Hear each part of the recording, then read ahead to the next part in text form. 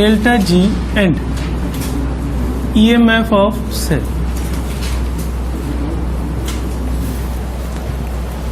अब देखिए सेल जो पोटेंशियल डेवलप कर रहा है उसको हम रिप्रेजेंट किससे कर रहे हैं, EMF of cell is equal to E से।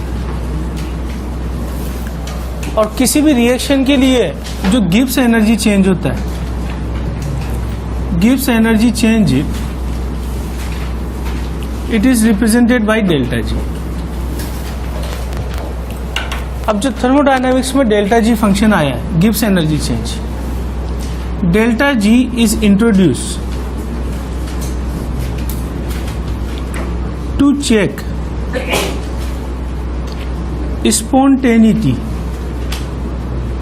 spontaneity of reaction। अब spontaneity का मतलब क्या है कि रिएक्शन होगी या नहीं होगी, इसी चीज को हम बोलेंगे spontaneity, है ना।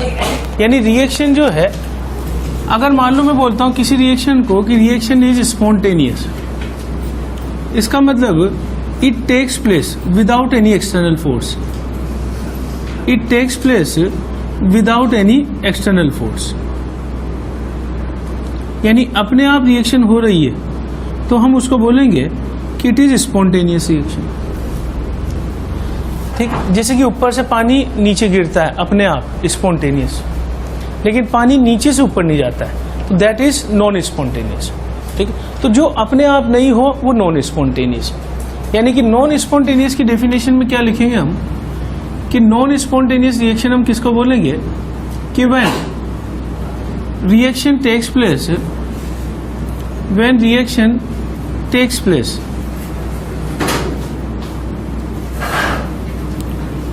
Non spontaneous.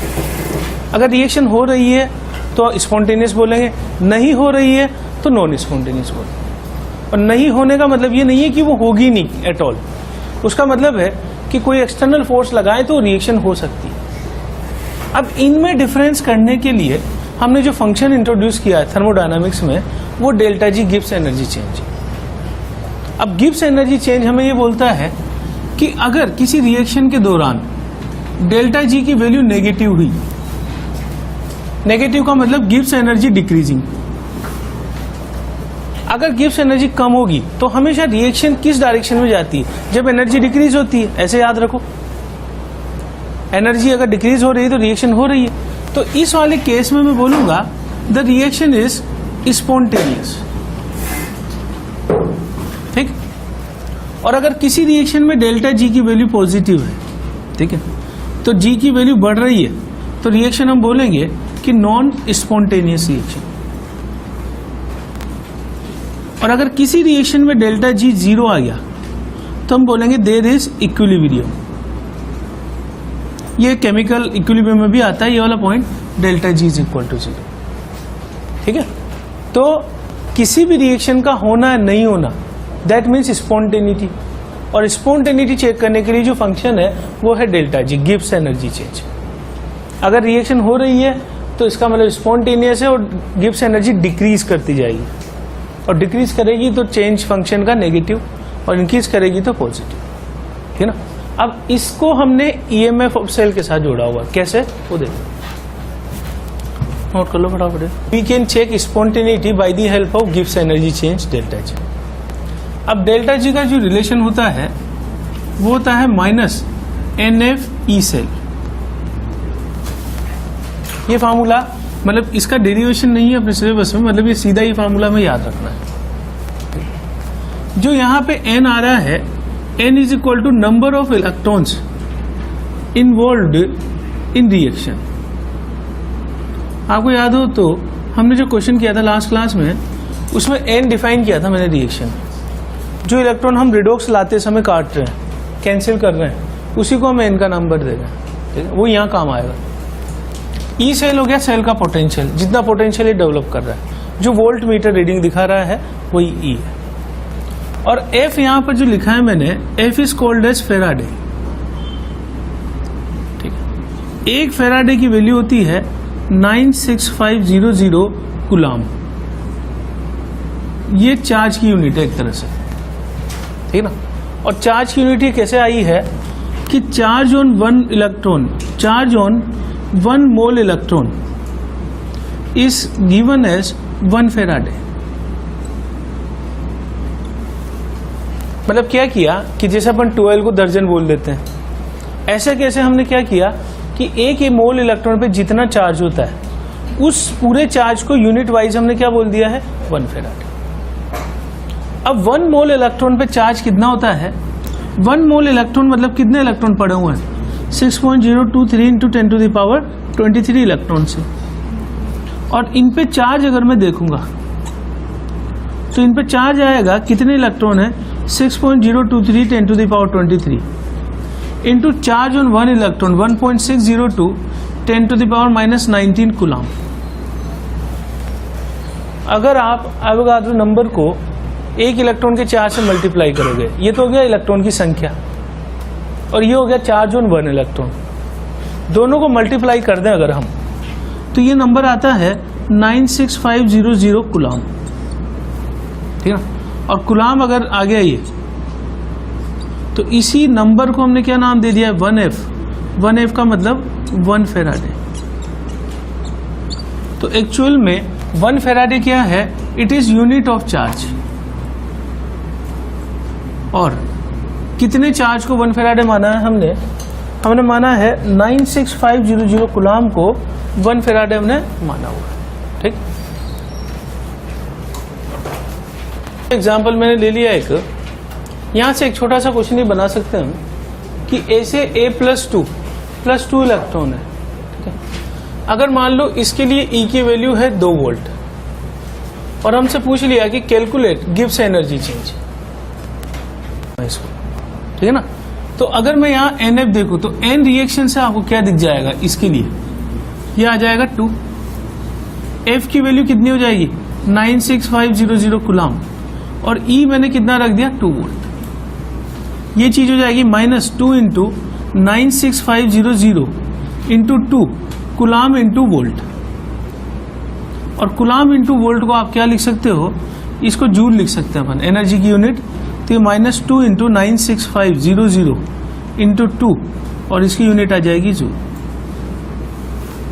तो हम क्या कर सकते हैं कि अगर हमारे पास सेल पोटेंशियल है तो हम सेल पोटेंशियल की हेल्प से डेल्टा जी की वैल्यू निकाल सकते हैं, जो कि क्या होती है गिब्स एनर्जी चेंज, ठीक। अब अगर हम ये बोलें कि if cell is at standard condition, if cell is at standard condition, standard condition,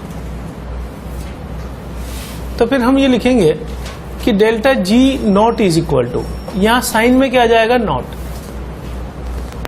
तो delta G naught is equal to minus NF E naught cell is equal to minus N। अब delta G और delta G not में क्या फर्क है, delta G एक general expression है किसी भी कंडीशन में, जबकि डेल्टा जी नॉट केवल स्पेसिफिक है, सिर्फ कहां पर डिफाइन है डेल्टा जी। तो अगर हमसे डेल्टा जी और डेल्टा जी नॉट में रिलेशन पूछा जाए तो ये ऑलरेडी केमिकल इक्विलिब्रियम में हम यूज कर चुके हैं कि डेल्टा जी होता है delta G not plus 2.303 RT log 10 ऑफ Q। ये इन दोनों में रिलेशन आता है। जो Q यहां पर है, Q का मतलब है reaction quotient, reaction quotient. T का मतलब है टेम्परेचर।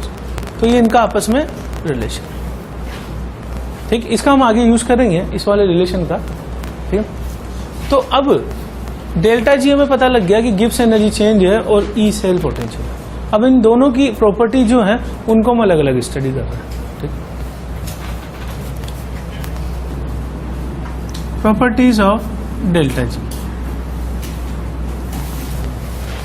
सबसे पहली प्रॉपर्टी तो ये है कि अगर मैं कोई रिएक्शन लिखूं A से A+2 इलेक्ट्रॉन और इसका डेल्टा जी का वैल्यू मैंने लिख दिया x+x। थर्मोडायनामिक्स के हिसाब से हम किसी भी रिएक्शन को जब रिवर्स करते हैं, रिवर्स लिखेंगे, तो मान लीजिए मैं इसे उल्टा लिख देता हूं A+2 इलेक्ट्रॉन से A, तो इस रिएक्शन का डेल्टा जी हो जाएगा -x। ये रिलेशन सभी के लिए होल्ड करता है, चाहे हम डेल्टा एच लिखें चाहे हम डेल्टा एस लिखें, ठीक है ना। थर्मोडायनामिक कोई भी फंक्शन के लिए हम ये कह सकते हैं कि रिएक्शन को जब रिवर्स किया जाएगा तो जो वैल्यू है एनर्जी की वो उल्टी हो जाएगी -x, ठीक है ना। तो ये तो रिलेशन इजी रिलेशन है। दूसरा, इट इज एक्सटेंसिव प्रॉपर्टी।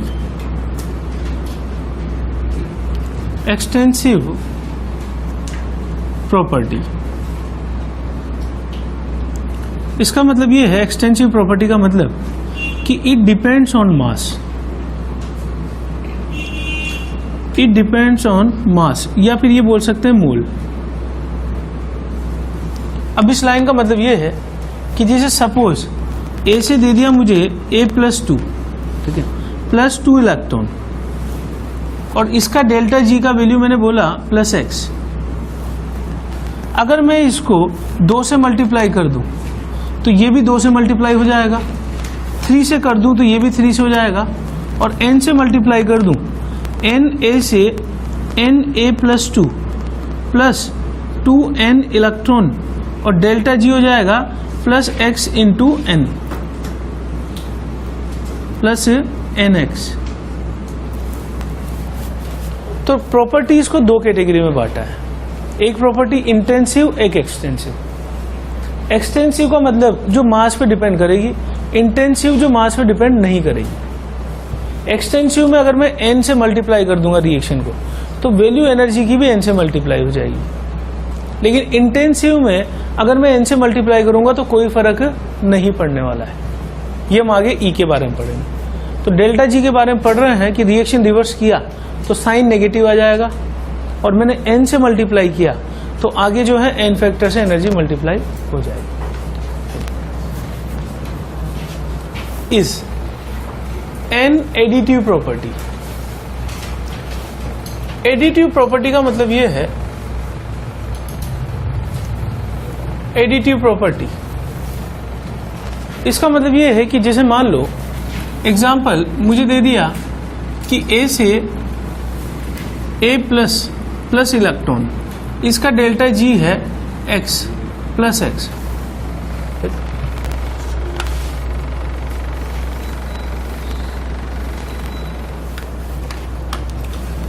अगर मान लो हमें A से A+ दे दिया, delta G is equal to +x1, ठीक, और फिर हमें दे दिया कि A+ से हम बना रहे A+3 +2 इलेक्ट्रॉन, और डेल्टा G इसका दे दिया +x2। अगर मैं इन दोनों को जोड़ दूं, ध्यान देना, अगर हम इन दोनों को जोड़ दें तो क्या रिएक्शन आने वाली है? A से यहां क्या आ जाएगा? A+3 electron. एडिटिव प्रॉपर्टी का मतलब ये है कि अगर मैं इन दोनों को जोड़कर ये ला रहा हूं तो इस रिएक्शन का डेल्टा G जो है वो हो जाएगा x1 + x2। मतलब मैं डेल्टा G की वैल्यू को सीधा जोड़ सकता हूं अगर मैं दो रिएक्शन को जोड़ रहा हूं, ठीक है। तो इसी चीज को हम क्या बोलते हैं? एडिटिव प्रॉपर्टी, ठीक। अब हम क्या देख रहे हैं? Properties of E cell, properties of EMF of cell या ई सेल। इससे कंपेयर करते हुए चलेंगे। सबसे पहली प्रॉपर्टी, अगर मान लो A से A+2 इलेक्ट्रॉन है और इसका A का वैल्यू x है, अगर मैं रिएक्शन को रिवर्स कर दूं, यानी मैं लिख दूं A+2 इलेक्ट्रॉन से A, तो इसके लिए जो E हो जाएगा वो क्या हो जाएगा? -x। आपको याद हो तो मैंने रिलेशन लिखा था Rp बराबर -OP, OP is equal to -Rp। मतलब जैसे आप इसको रिवर्स किए तो डेल्टा G की वैल्यू में आगे माइनस आ गया, ऐसे ही E की वैल्यू में भी क्या आ जाता है? माइनस, ठीक ना। रिएक्शन रिवर्स की मैंने तो E में साइन जो है रिवर्स हो जाएगा। दूसरा है कि E is intensive property. Intensive property, इससे कंपेयर करते हैं फिर। Delta G was extensive property और E है अपने पास इंटेंसिव प्रॉपर्टी। इसका मतलब क्या होगा? It is mass independent. Mass independent. Mass independent का मतलब क्या होगा कि यहां हमने n से मल्टीप्लाई किया तो डेल्टा जी की वैल्यू भी n से मल्टीप्लाई हो गई, लेकिन अगर मैं यहां n से मल्टीप्लाई करूंगा तो E के वैल्यू पर कोई फर्क नहीं पड़ेगा। यानी क्या कहने का मतलब है कि मान लो A से A प्लस टू इलेक्ट्रॉन के लिए E की वैल्यू है +x। अगर मान लो इसके लिए E की वैल्यू +x, अगर मैं इसको 2 से मल्टीप्लाई करूं, चाहे 3 से करूं चाहे 4 से करूं, E के वैल्यू पर कोई फर्क नहीं पड़ने वाला है। तो थर्मोडायनामिक्स के हिसाब से जिस रिएक्शन पे फैक्टर मल्टीप्लाई करने का फर्क पड़ेगा, जिस फैक्टर पे या जिस प्रॉपर्टी पे, उसको हम बोलेंगे एक्सटेंसिव प्रॉपर्टी। जिसमें फर्क नहीं पड़ेगा वो इंटेंसिव प्रॉपर्टी। यानी कि अगर मैं यहां इसको n से मल्टीप्लाई करके लिख दूं, Na से Na प्लस 2n इलेक्ट्रॉन, तो यहां पे E की वैल्यू हो जाएगी +x, वो की वही रहेगी। जबकि डेल्टा जी में क्या हुआ था, n से मल्टीप्लाई हुआ। तो it is intensive, it is extensive. अब तीसरा जो है, यहां लिखा हमने delta G is an additive property, ठीक है ना, इससे कंपेयर कर रहे हैं हम।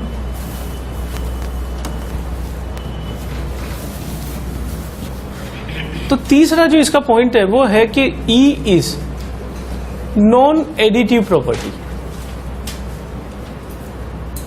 एडिटिव प्रॉपर्टी, जबकि डेल्टा जी क्या था, delta G was additive property. यानी दो रिएक्शन जोड़ रहा हूं तो ये भी जुड़ जाएंगे। लेकिन अगर मैं यही एग्जांपल लूं कि A से A+2 प्लस इलेक्ट्रॉन से delta E is equal to x1 और A प्लस से A+3+2 इलेक्ट्रॉन और E is equal to x2। दो रिएक्शन मैंने लिखी, सपोज मैं दोनों को जोड़ दूं तो मेरे पास आने वाला है A से A+3 इलेक्ट्रॉन। हमने दो रिएक्शन को जोड़ा और तीसरी लाए।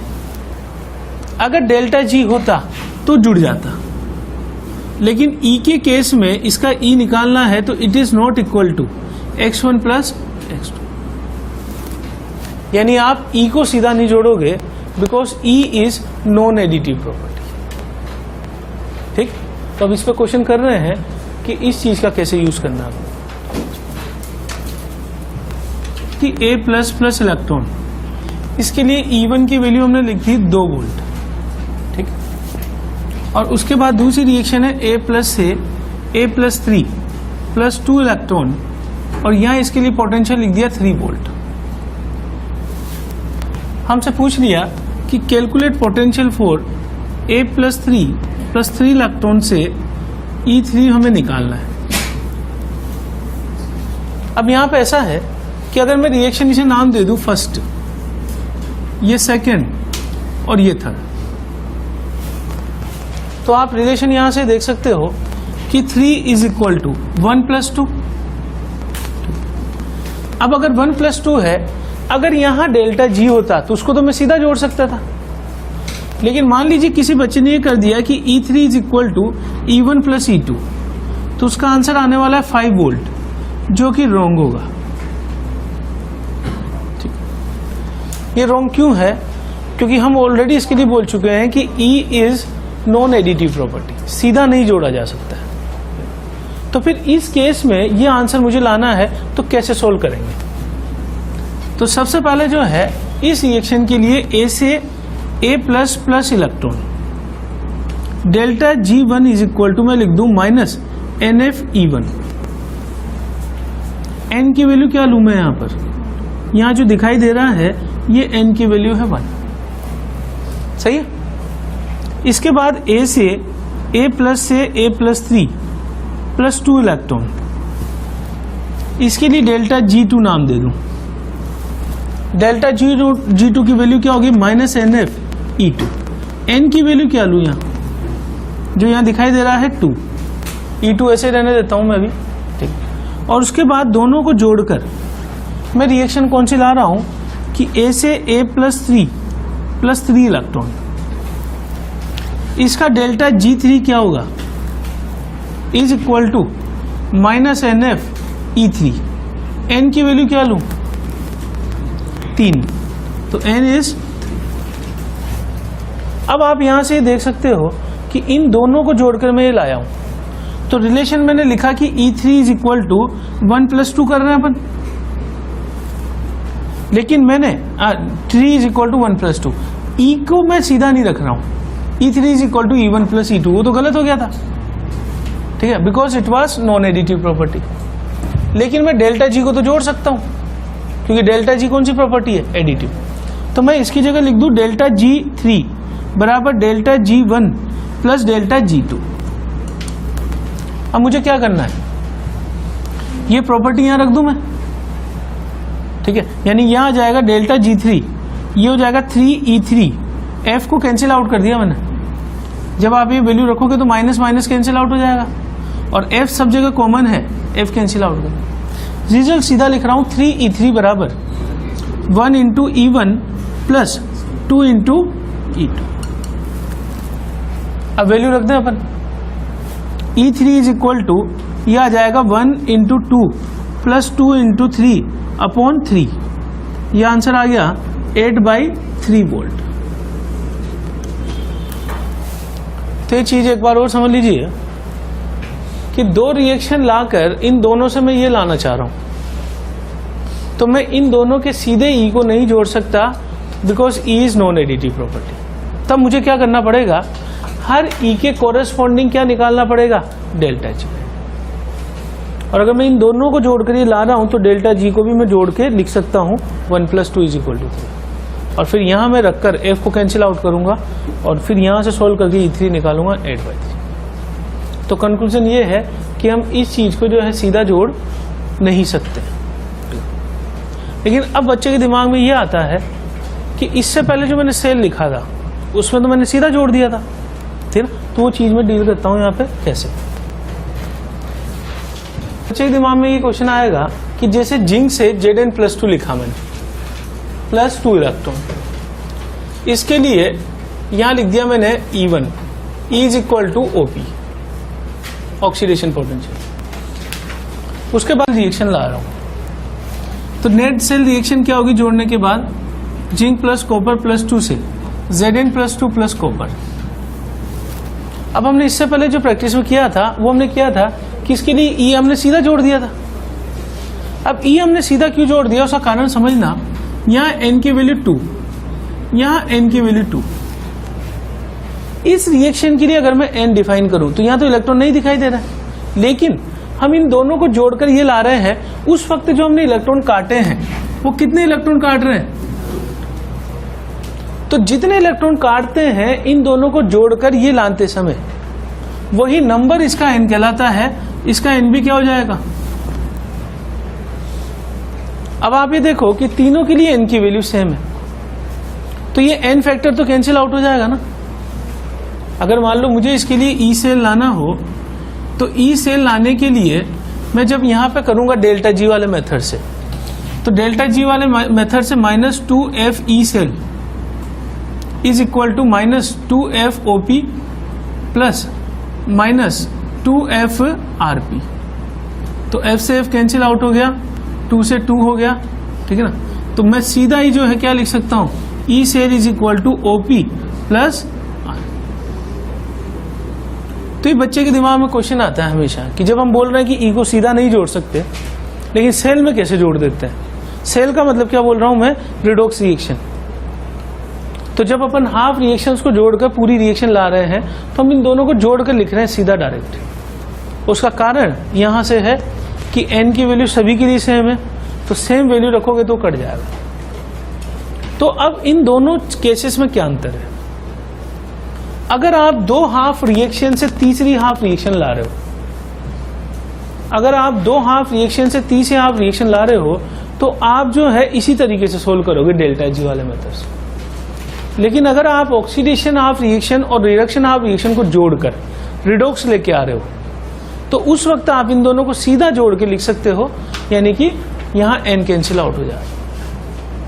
तो ये दोनों में फर्क है, फर्क समझ पा रहे हो। Half reaction half reaction, oxidation oxidation, और ये भी ऑक्सीडेशन। दो ऑक्सीडेशन को जोड़कर ऑक्सीडेशन ही ला रहा हूं, लेकिन यहां ऑक्सीडेशन और रिडक्शन को जोड़कर रिडॉक्स ला रहा हूं। ये इन दोनों केसेस में फर्क है। तो जब भी आप ऑक्सीडेशन और रिडक्शन को जोड़कर रिडॉक्स लाओगे तो फिर आप उस केस में सीधा ऐसा करोगे, है ना। तो उसका लॉजिक मैंने बता दिया है, बच्चे के दिमाग में कंफ्यूजन आएगा कि यहां कैसे सीधा जोड़ दिया। इसमें हम एक एग्जांपल कर रहे हैं, Mn से Mn+2, इसके लिए E1 इज इक्वल टू 2, या इसको x की फॉर्म में रख देता हूं, x वोल्ट। और उसके बाद बोल दिया कि Mn+2 से MnO4 माइनस, इसको एक काम करता हूं, MnO2 और MnO, E2 is equal to y volt. हमसे बोल दिया कि Mn से MnO4 माइनस के लिए पोटेंशियल E3 क्या होगा।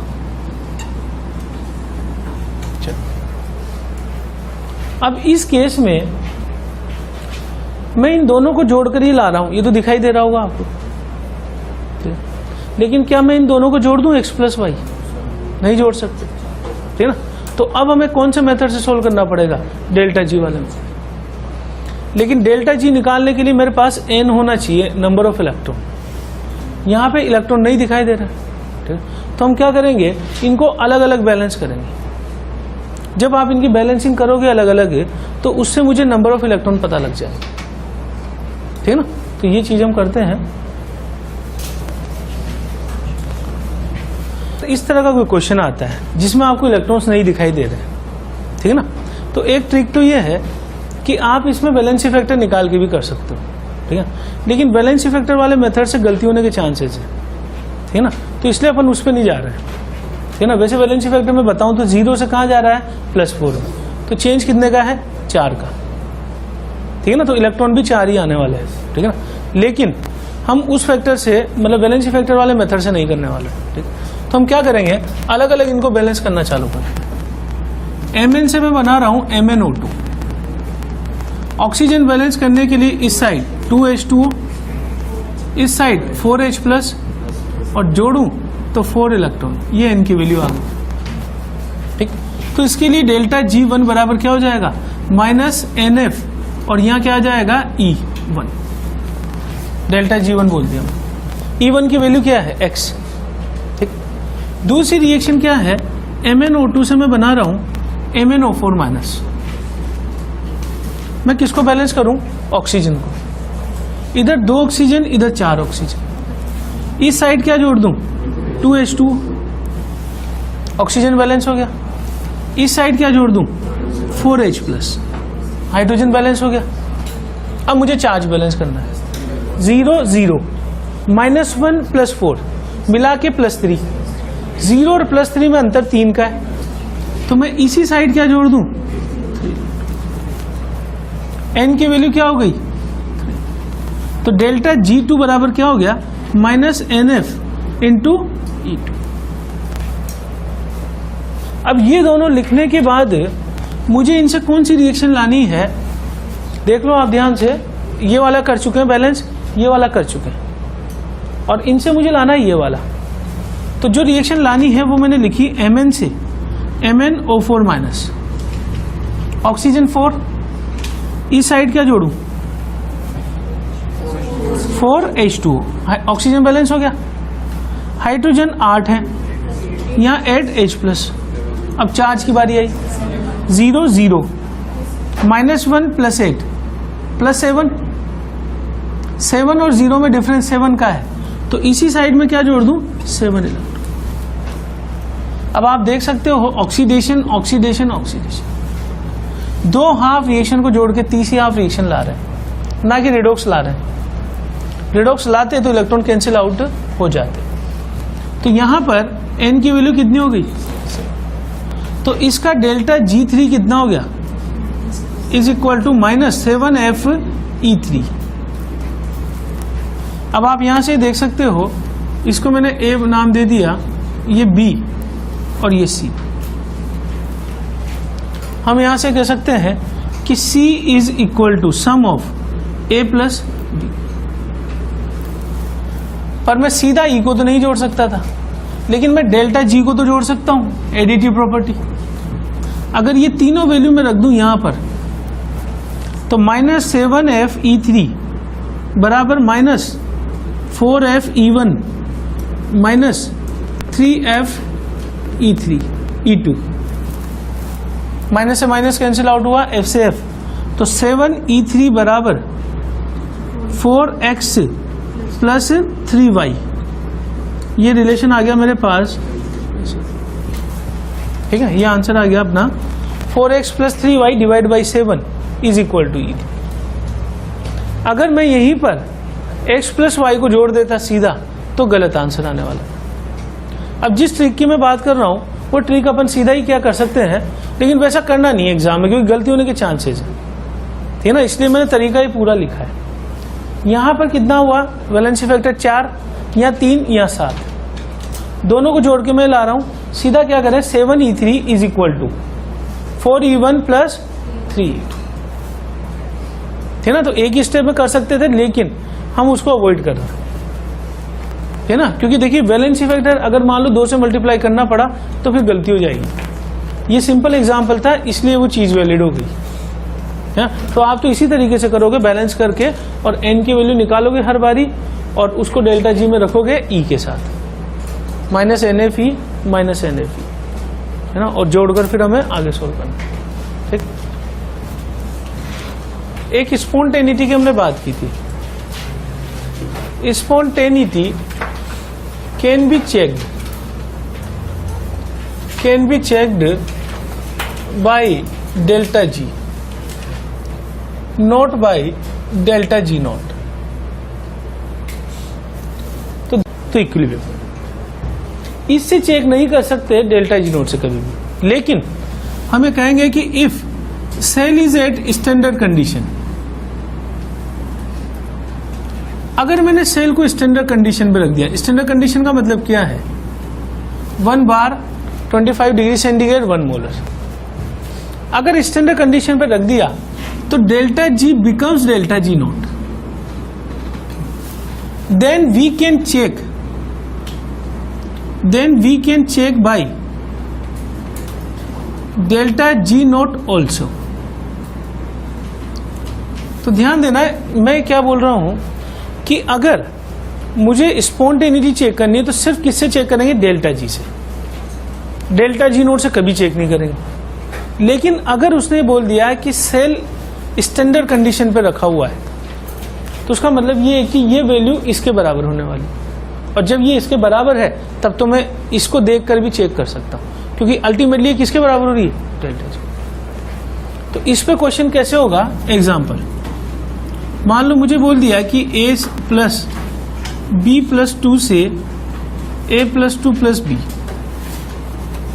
मुझे दे दिया e नॉट या e दे दिया पहले, a से a plus 2 is equal to 2 volt, और e b प्लस 2 से b, इसको मैं कर दूं b से b प्लस 2 बराबर 3 वोल्ट। मुझसे पूछा चेक स्पॉन्टेनिटी,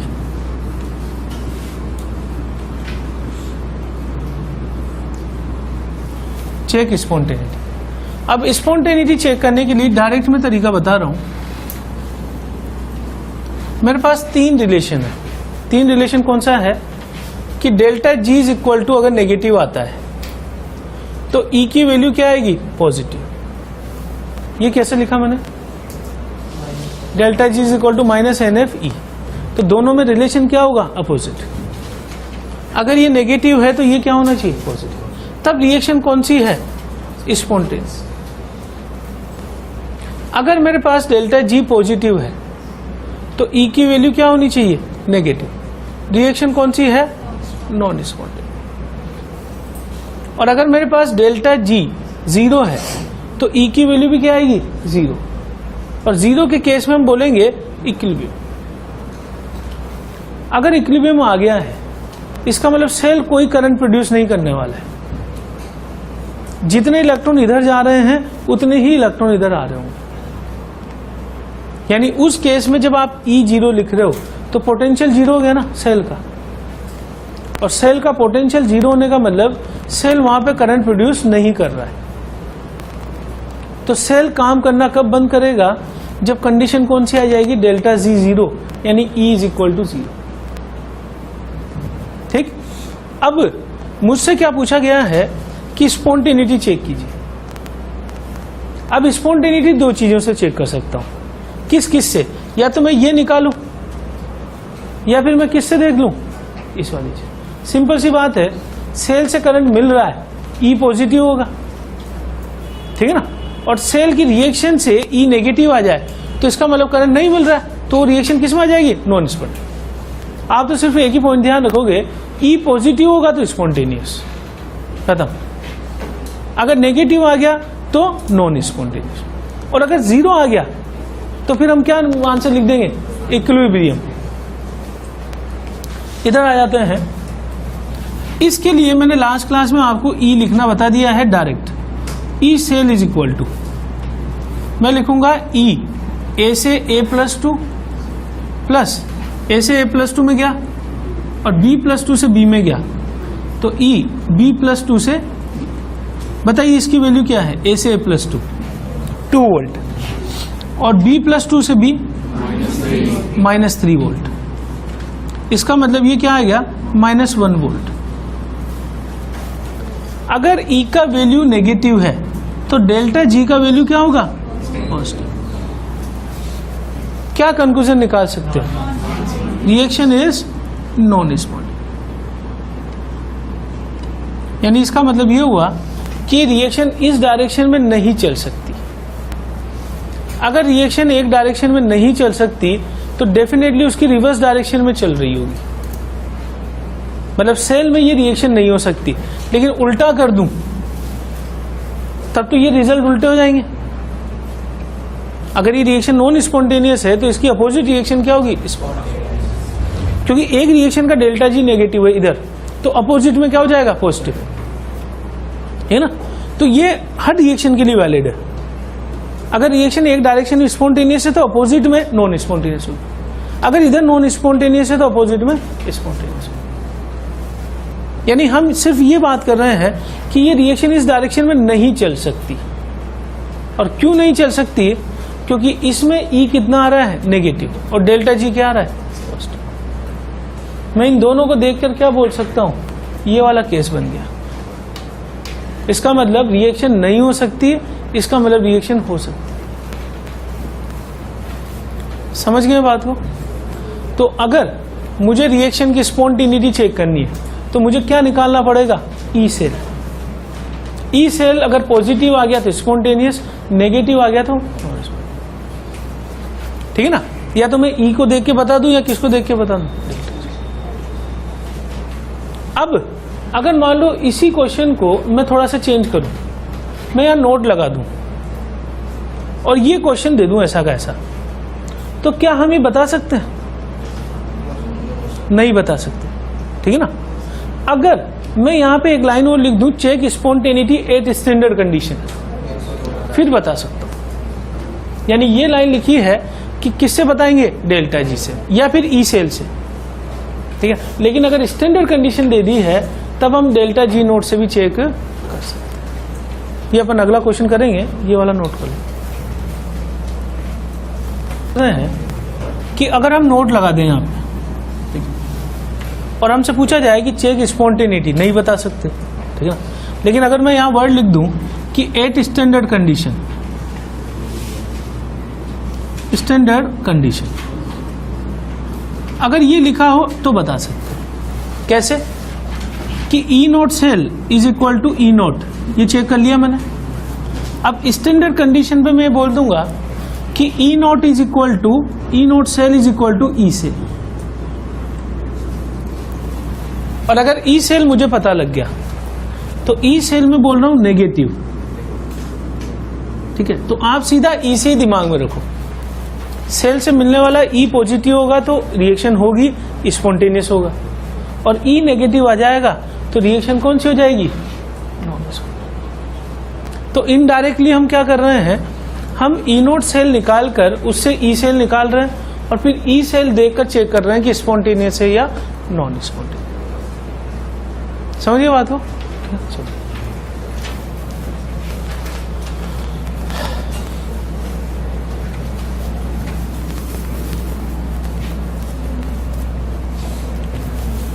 इसके बाद देख रहे हैं हम नेक्स्ट इक्वेशन।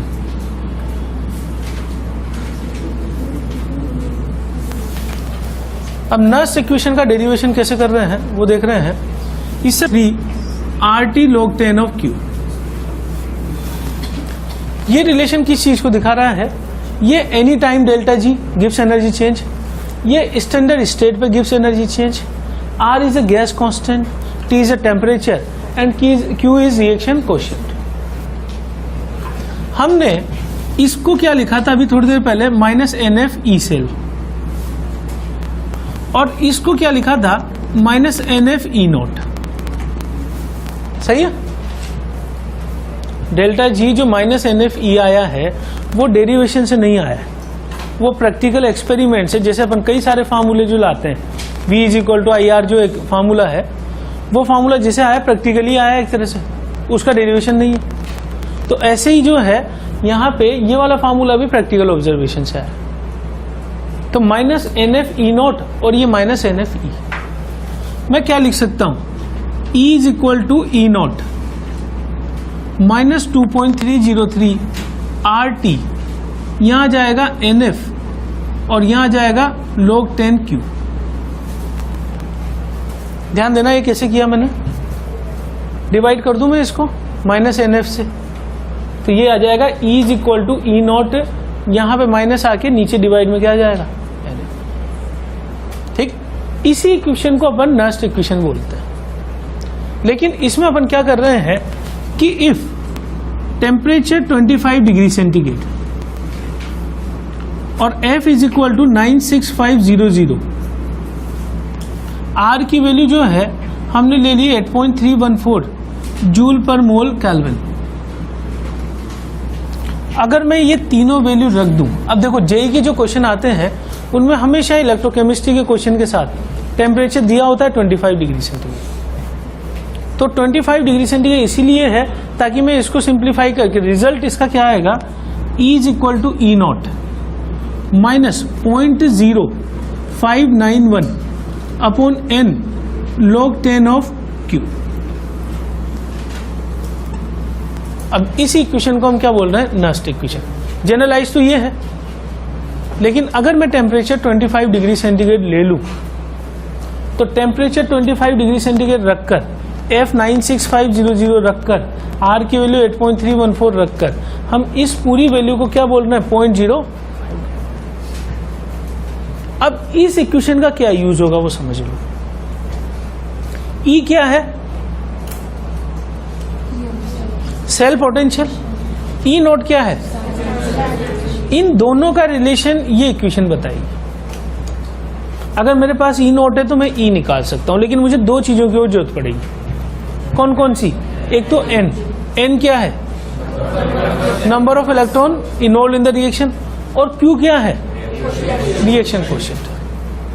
रिएक्शन कोएफिशिएंट आपको याद हो तो एक क्वेश्चन हमने किया था लास्ट क्लास में, तो Q निकाला था और N निकाला था, वो छोड़ दिया था वहीं, ठीक ना, और वहां हमने क्या निकाला था, E नोट निकाला था।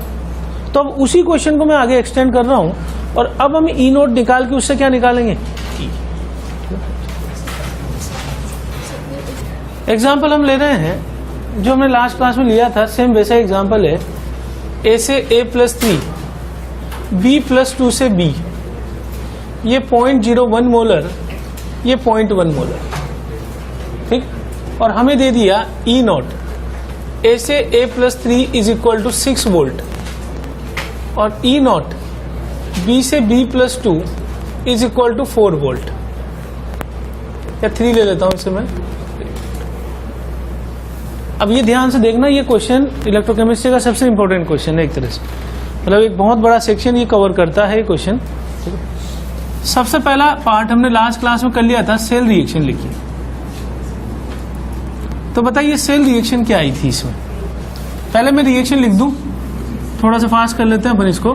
कर चुके हैं, और ये B+2 इलेक्ट्रॉन से B, ये reaction 1 multiplied by 2, reaction 2 multiplied by, ठीक। ऐसा क्यों कर रहे हैं अपन? इलेक्ट्रॉन कैंसिल आउट कर। इसका पोटेंशियल ई नोट कितना है? 6 वोल्ट बराबर ई नोट ए से A+3। इसका पोटेंशियल क्या है? ई नोट B+2 से B। बताइए कितना होगा ये? उल्टा लेंगे अपन, ठीक है। तो ये क्या आ जाएगा? -3 वोल्ट। अब मैं क्या करूं, इनको सीधा ही जोड़ रहा हूं। सीधा जोड़ा तो ई नोट सेल कितना आ गया? Is equal to 3 volt. अब बताइए मैंने सीधा कैसे जोड़ दिया है? क्योंकि हम हाफ रिएक्शन 2 जोड़कर रिडॉक्स ला रहे हैं, तो मैंने बता दिया n कैंसिल आउट हो जाएगा, ठीक है ना। इसलिए मैं सीधा जोड़ के ई नोट सेल निकालिए। नेट सेल रिएक्शन क्या आएगी? ये पार्ट अपन कर चुके हैं, इसलिए थोड़ा सा फास्ट कर रहे हैं। नेट सेल रिएक्शन बताइए क्या होगी? Net cell reaction 2A plus 3B+2। अब मान लीजिए सॉलिड है, ये सॉलिड है, 3B+2 से 2A + 3 + 3B। सॉलिड को तो हटा देंगे, एक्वस सॉलिड। मैंने क्या किया है? ऑक्सीडेशन और रिडक्शन को जोड़कर रिडॉक्स ले आया हूं मैं, लेकिन ऐसे लाया हूं कि इलेक्ट्रॉन उसमें ना दिखाई दे, कैंसिल आउट हो जाए। तो कैंसिल आउट कितने इलेक्ट्रॉन कर रहे हैं? 6। ये तो अपने डायरेक्ट लिख दिया ना इसको, और जब जोड़ा इसको मल्टीप्लाई करने के बाद तो यहाँ 6 इलेक्ट्रॉन थे, यहाँ 6 इलेक्ट्रॉन आए, तो कैंसिल आउट तो कितने किए? 6। n की वैल्यू पता लगी 6। इसके लिए Q लिखूं तो Q is equal to, solid के लिए एक्टिव मास क्या ले लेते हैं? 1। हटा दिया सॉलिड, बचा क्या? A+3 पावर में क्या आएगा? 2। नीचे क्या बचा? B+2 पावर में क्या आएगा? 3। अब मुझे क्या करना है? इन कॉन्सेंट्रेशन को कहां से देखना है? यहां से। कितना दिया हुआ है? A+3 0.01 का होल स्क्वायर अपॉन 0.1 की पावर 3। कितना आ जाएगा ये सोल्व करने के बाद? 10 की पावर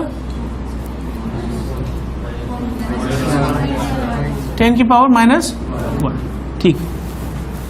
अब आप यहां पे इधर आ जाते हैं अपन। नेक्स्ट इक्वेशन क्या बताती है हमें? ई और ई नोट के बीच में रिलेशन। पहला पार्ट तो ये हो गया कि सेल रिएक्शन, दूसरा पार्ट ई नोट सेल पूछ लिया, तीसरा हमसे क्यों पूछ लिया। अब दूसरा पार्ट सेल पोटेंशियल। अब ध्यान दोगे यहां, अगर मैं यहां लिख देता स्टैंडर्ड सेल पोटेंशियल, अगर मैं यहां लिख देता स्टैंडर्ड सेल पोटेंशियल तो यहीं रुक जाते। स्टैंडर्ड सेल पोटेंशियल किसको बोलते हैं? ई नोट को। तो आगे बढ़ने की जरूरत ही नहीं थी, सीधा ई नोट आ गया था, ठीक। अगर मुझसे पूछे सेल पोटेंशियल तो मुझे क्या निकालना है? ई। ध्यान देना इस बात पे। अगर स्टैंडर्ड सेल पोटेंशियल बोलेगा, पूछ रहा है ई नोट, और सेल पोटेंशियल है तो ई पूछ रहा है। अगर ई पूछेगा तब तो यहां आना ही पड़ेगा। तो ई इज इक्वल टू क्या हो गया? E naught -0.0591 upon n log 10 ऑफ Q। Q की वैल्यू कितनी है अपने पास? 10 की पावर -1। n की वैल्यू कितनी है? 6। तो यहां से अगर मैं इसे रखूं तो ई नॉट कितना है? 3 वोल्ट -0.0591 अपॉन 6 और log 10 की पावर -1। तो -1 को मैं आगे ले आऊं तो 3 + 0.0591 अपॉन 6 वोल्ट। कर लेंगे आगे सोल्व, ठीक ना। तो इलेक्ट्रोकेमिस्ट्री के एक इंपॉर्टेंट पार्ट में हम पहुंच चुके हैं। एक सेक्शन लगभग यूं मान लो कि वो अपना कंप्लीट हो चुका है। एक सेक्शन, ये सेक्शन है गैल्वेनिक सेल में ई सेल कैलकुलेशन। तो सबसे पहला काम क्या है? जो नोटेशन दिया हुआ है उससे मैं क्या लिखूं? Net cell reaction. Net cell reaction देखकर मैं क्या लिखूं? n, और इससे मैं क्या लिखूं? q। n और q है, और इन दोनों के पोटेंशियल की हेल्प से, इनको बाद में देखना है, इन दोनों के पोटेंशियल की हेल्प से मैं क्या निकालूंगा? ई नोट सेल। ई नोट सेल q और n आ गया तो फिर किसका यूज कर लेंगे? इनमें रखने कौन सी चीज आएगी? ई। ई क्या है? सेल पोटेंशियल, ठीक है। तो स्टैंडर्ड सेल पोटेंशियल और सेल पोटेंशियल। इन दोनों का रिलेशन नर्व स्टिमुलेशन। ठीक है, चलो।